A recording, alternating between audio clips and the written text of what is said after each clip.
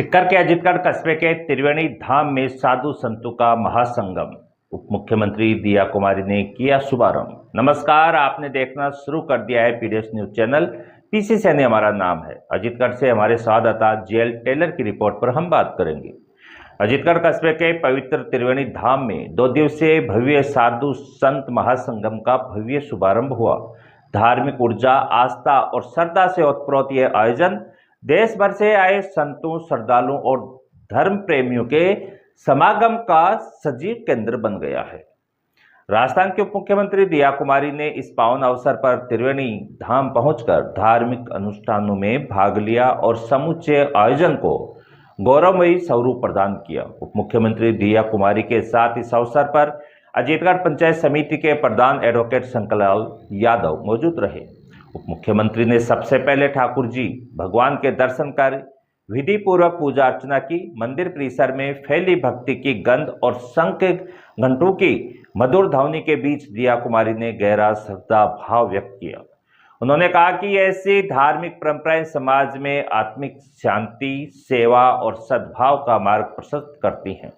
इस अवसर पर उन्होंने ब्रह्मलीन पद्मश्री संत नारायण देवाचार्य महाराज एवं बाबा भगवान दास महाराज की प्रतिमाओं के दर्शन कर श्रद्धा सुमन अर्पित किए। साथ ही त्रिवेणी धाम के संस्थापक संत गंगादास महाराज की चरण पादुकाओं की विधि पूर्वक पूजा कर समाज सेवा के मार्ग पर चलने का संकल्प लिया। खोजी देवाचार्य संत राम रिचपाल दास महाराज ने उनका स्वागत कर आशीर्वाद प्रदान किया और संतों की सेवा भावना को समाज के लिए आदर्श बताया। इस महासंगम में देश के विभिन्न हिस्सों से साधु संतों का आवागमन हो रहा है। श्रद्धालुओं की भीड़ श्रद्धा और उत्साह से भरी हुई है। आयोजन स्थल पर भव्य सत्संग मंडप, सेवा शिविर, भोजन प्रसाद और धर्म चर्चा के विशेष सत्र चल रहे हैं।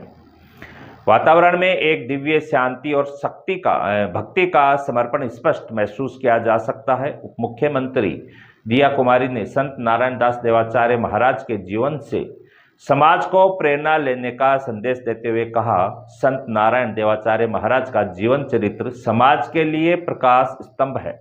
उनकी शिक्षाओं और सेवा भाव से नई पीढ़ी को प्रेरणा मिलेगी। मैं सरकार की ओर से हर संभव प्रयास करूंगी कि उनकी जीवनी को पाठ्यक्रम में शामिल कर युवाओं तक उनके विचारों का प्रसार किया जाए। उनके इस वक्तव्य ने उपस्थित जनसमूह में उत्साह और गौरव का भाव उत्पन्न कर दिया। यह आयोजन ब्रह्मलीन पद्मश्री संत नारायण देवाचार्य महाराज और उनके गुरु बाबा भगवान दास महाराज के जन्मोत्सव पर आयोजित अमृत महोत्सव के अंतर्गत संपन्न हो रहा है। धार्मिक आयोजन के माध्यम से संतों की सेवा भावना और आध्यात्मिक शिक्षाओं का प्रचार प्रसार किया जा रहा है। महासंगम का समापन कल श्रीमद् भागवत कथा के अंतिम दिन होगा। इसमें देश भर से आए साधु संतों का सत्संग, आशीर्वाद और धर्म चर्चा आयोजित होगी।